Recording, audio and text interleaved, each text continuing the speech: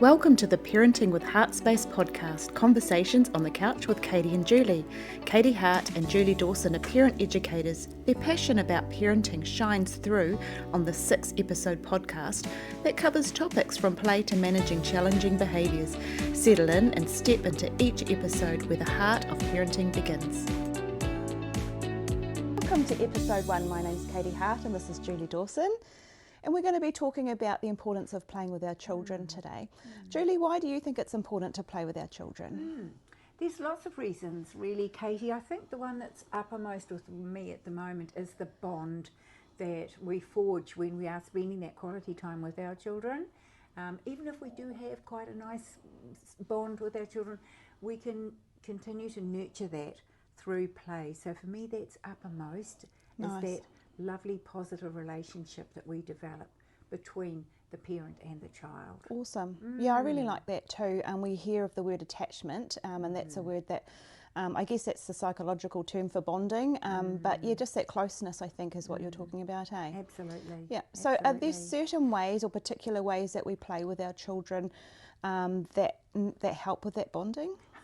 I think one of the things that we need to be mindful of as parents is that we let the child lead the play. Right. And it can be quite difficult for some of us because we have preconceived ideas of what play should look like, what the outcome of play should be. So it's really good to we learn a lot from our children. And the children learn so much through play if we allow them to have that autonomy, that opportunity to explore and get in touch with their feelings and just to explore and get a taste of what play looks like. And children learn so many things like this language. It increases their language skills, especially if we're more sort of almost like an audience with our children. If we sit, I think it's important when we are playing with our children that we go down to their level. Right. So if they're playing, get on the floor with them. Yeah, nice. Get in the sand pit with them. Get down with them and actually, but we get a feel for how much of us they want in there at the time. Yeah. So again, it's about getting that feel for what our children, observing our children. Yeah, is it kind of like getting them to, that they have a little bit of autonomy or a bit of power and that they get to choose what to do and how to do it, and then maybe directing the parents rather than the other way around? Absolutely. Yeah. That's it. Yeah. So what are the benefits for the child of child-led play when they get to lead? As you say, it gives them that little bit of power. It's great. It encourages them to make choices. Nice. They get to learn to make some choices about all sorts of things. They learn, there's academic learning in there, and by that I mean they will learn colours of things, where to put things, size, measurement, all those sorts of academic things which are great to prepare them for when they go to school, Nice. of course. Yeah. But there's also the opportunity, and I think this is hugely important, and as you know, I'm a great advocate of social and emotion learning. So children learn their emotions, their emotional vocabulary grows, and their social skills grow, and that's that's the role that's really important when we are playing with our children. It's almost like we're being a coach.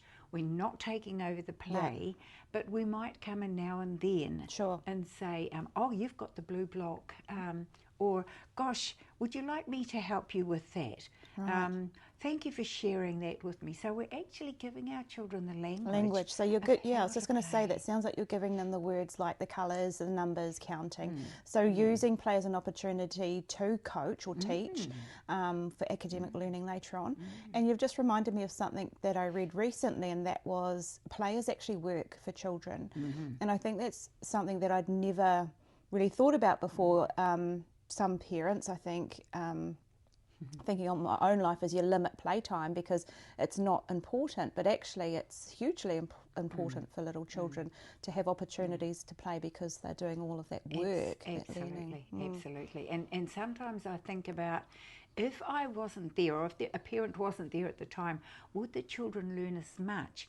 And some parents will say, yes, this is great, it's all well and good, but I don't have the time. Right. You know, and it can be a barrier Hugely, to some parents playing with their children. We live in a really busy world, eh? So do you have any advice or helpful tips for busy parents? And most parents these days are busy. Yes. In terms of finding time to play. Yeah. It's lots of parents have shared that with me. Look, I'd love to do this, but I work 24/7 and I work so many hours a day, and I'm just tired when I get home. So it's really thinking about, could you find in your busy day, so it's accepting that it is valid, could you find perhaps 10 minutes in each day? And it could be, you know, if you don't have time to get down on the floor and play, it could be bath time. Okay. You can have a lot of fun in the, you know, playing with your children while you're in the bath, like, you know, with the toys that they have, talking about their day, how was your day, how was their day, doing that sort of coaching. It could be at mealtime, you know, they might want to, you might ask them to set the table for you. It could be when you're actually doing, I know this sounds very mundane, but like doing the dishes. The child could be up on the stool or standing at the sink with you, helping to do the dishes, and you can be having a bit of fun with that, bubbles in the sink. Hanging out the washing. Now, I've had a parent share with me, and this was so lovely, that they actually played games with the pigs. Oh, nice. You know, because Mum said, look, I can't. In her head, she was saying, I can't play with you right now. I've got to get the washing out. That was her reality on that day. Yeah, of course. And so, all power to her. She thought, how can we make this into a game? Yeah. And so they, the pigs were people, and they were, and they lived in a village, and they both started making up these stories as they were hanging the washing together. It was brilliant. Oh, that's so cool. And you've just brought back a memory of when my son was a baby, and I had all pink pegs, the clippy ones, and I clipped them all over his clothing, and we had fun with that, and that's a memory that's just popped up for me. So that is very cool. 10 minutes a day doesn't sound like a lot. Is that going to be enough, do you think? It's a guide only, Katy. You know, if you've got 20 minutes, if you've got half an hour, whoa. And I think it depends actually what you're doing, and if you're letting the child lead that play, if you know what the child likes to do, what they have fun with, then go down that road as well. Nice, And when I think about playing with kids, particularly in this day and age, I'm thinking about screens, and I'm thinking about expensive gadgets and toys. Does it have to cost a lot of money, do you think? Look, no. The short answer is no. We have so many things around our homes, and you will all know this, I think you'll all relate to this, that, you know, we have baking things. We have I can remember one of my daughters got a bowl out of the cupboard and got the whisk. Oh, nice. And whisked in the bowl. And Fresh air. Initially, yes, I thought, oh, that's so noisy, but I thought, no, we can use this. So, there are toilet roll holders. There are so many things in our house. One of the favourite things that we used to do was make forts. Oh, fantastic. Blankets, sheets, pillows, whatever, we'd make forts in the lounge, and lots of parents do this. It costs nothing. It doesn't. And, you know, 10 minutes of playing in a fort. Yeah, fun times. It encourages creativity. There's that lovely bonding of everyone getting on with each other. And wonderful. It's wonderful. It's fun, and it's fun. It is There's fun. the fun. Play should be fun. Yeah, absolutely, for sure. And I'm thinking about pots and pans and wooden spoons for drumming. I'm thinking about trips to the park. And you know, most families, or some families, have like soccer balls or just balls or just something to throw around the backyard. And the pegs, you know, just everyday items, as you say, we can get creative. Well, our kids are wonderful at being creative. They're naturally there. So they'll come up with imaginary ideas. Oh, absolutely. And you used the word memories.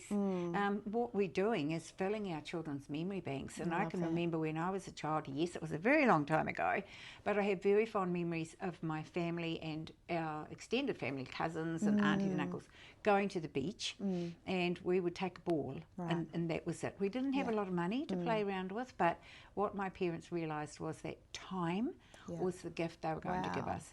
And so we would find a piece of wood, and that would be our bat, and we would play rounders or cricket or whatever. And and the other thing that's wonderful about that is that my parents thought, this is great, our children are using a lot of energy here, so they'll for sleep sure. well. Great. And what is it like when those memories come up for you? Like, what does it feel like? It's actually really, really wonderful. It makes me want to actually think more about it. It makes me realise just how wonderful our parents were, how lucky we were to have that. And I do get warm fuzzies. Wonderful. Thinking about that. Yeah, that's very cool. I mentioned, actually something that came up when you were talking just now was presence, not perfection. I read that recently as well, and I think that's something that's Say really, more about that? yeah, I think it's important to remember that kids don't come with a manual. We're not taught how to be parents. We usually model that, and some people get it really good, really right, and some people get it really wrong, and it's sort of figuring out how to parent based on what we were, or how we were parented, really. But I think there can be pressure on parents to do it the right way or be a perfect parent. But presence, being, when you're talking about getting down on your child's level, being present with them in the moment, in their imagination, and playing with them is far more valuable and important than trying to get it right, whatever getting it right definitely. means or looks like, if that's even possible. So yeah, that kind of came up for me. But I think it is important that we maybe touch on the screens, because it is such a big issue, obviously, in today's age. I was lucky enough to not have phones around when my kids were little. But yeah, is there anything that's sort of coming to mind for you? Like, are there dangers? Are there things to be aware of? Is it okay to let our children be on screens for a long time? Yeah, what are your thoughts? Yeah, I guess I do have some old-fashioned views around screens because I wasn't brought up around them, but I have done a fair bit of research around them and the use of screens and how often children are on screens, and being mindful of children's ages. Like a 2-year-old, the research tells us that a 2-year-old shouldn't be introduced to a screen. Right. They're just way too young for it. But Is it something to do with the brain development at that age? Okay, yeah. Absolutely, yeah. And I mean, if people would like to research more about that, I would advocate that, because it's so important. Yeah, for sure. I think the modelling principle comes up here as well, because if parents are often on screens, or if parents go to the park, say they go to the beach like we used to, but they're all on screens. There's the parents are modelling that this is how we communicate. Right. We have our screens. There is a time to screens, obviously, and it's great. They can be used as phones, especially as a safety thing. I use my phone quite a lot for research. And I use my iPad for playing solitaire. So there is a space and a time for absolutely, screens. Absolutely. It's a part of our life. I think it's having boundaries and rules around them. So depending on the age of your child, okay, you've got 10 minutes or on your screen now. And I think what's helpful too, because this is real. Some parents have shared that this is really difficult for them, isn't it? Once children are on the screens, they're very addictive, aren't getting they? them on. Yeah, that's right. Because it is. There's research around that addictive behaviour as well. So perhaps having some sort of a timer. Yeah, I like that idea. Having that agreement that when the timer goes off, screens away.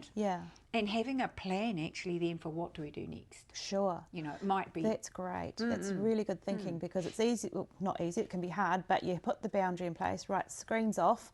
That's the rule, but having a follow-up. So what could the follow-up, or what happens next, do you think? Well, I think it's good to talk to your kids about that. It's looking at that child-led stuff again. What sort of things do they like doing? And like if it's a winter's day like today, it might be that everyone sits around and they might make some Christmas cards, or they might actually start talking about what we're going to have for tea, and who's going to do what for tea, planning that sort of thing. Kind of distracting them from the screen, maybe. Yes, moving their attention into something different. And if it's something pleasurable, right, then that's even more helpful. Even better. It's going to be easier for them to adjust to that. I like that idea. Something that I noticed with my dogs actually is if they are looking at me wanting to play and wanting my attention, as soon as I pick my phone up, they walk away. It's like a shift in energy. It's really bizarre, but I've noticed that as soon as I pick up my phone, they walk away because they know that my attention's no longer. Isn't that funny? And they're dogs. So I'm just imagining children, if we're on our phones, how maybe disconnected our child feels from us because our attention is not in the room, it's in the phone. And what message are we giving our children? Yeah, absolutely, And you know, yes, look, I'll just a minute, I'm just going to finish this, but finishing that turns into another thing. We know what screens are like, they are addictive, and we see something, oh, just have another look at that, and the child, the value of the spending time with the child is just diminishes all the time. So thinking about what message we are giving to our children. My dog, she's absolutely adorable. If I'm too long on it, she will actually jump up on me, sit on my lap and snuggle in, and she has actually tapped, not hit, just tapped as if to say, excuse me. Hello, I'm here. Amazing, I'd like some attention. Yeah. Amazing. So, is there anything else that you think might be helpful for us to chat about in terms of the playing with our children today? I think one thing that actually we know that it's beneficial. We know that it's fun. We know that it helps to build that bond between us and our children. Something that some parents have said is that, I've tried this and it's been really great, but then my children don't want to stop. They won't let me go. Right, and it's like, just so another 5 minutes, or I just want another 10 minutes, and you don't love me because we've only spent, all that sort of emotive. So what do you do? Thinking about, it's really tricky, but when I was talking about a timer before, some parents have shared some really clever ideas about what they do is they say, right, we've got 20 minutes. What can we do? Let's get into, would you like to do such and such? What would you like to do? And have a timer, either on your watch, on your stove, wherever, but actually let them know that when the timer goes, that's it. We'll all pack up together. I think those sorts of things are important too, that we don't just suddenly say, right, there's the timer, pack everything up. That we continue that closeness and so like the ending of play or finishing the time together. I like that idea. That's but I think the important thing is to have fun. For sure. Learning should be fun and play should be fun. Absolutely, and I think as adults we kind of get trained out of that. I know I have. I struggle to find things that are fun to do, and I really have to think hard sometimes. So because it comes so naturally for children, I think letting them lead is such a brilliant idea because it's easy. You just follow them. And they'll teach us how to have fun. They will, Aren't they special little things? Oh, yes. Well, this has been a lovely conversation today, Julie. Thank you so much. And I think we're going to meet up for episode 2. So I'll see you then. Yeah, great. Thanks, Katy.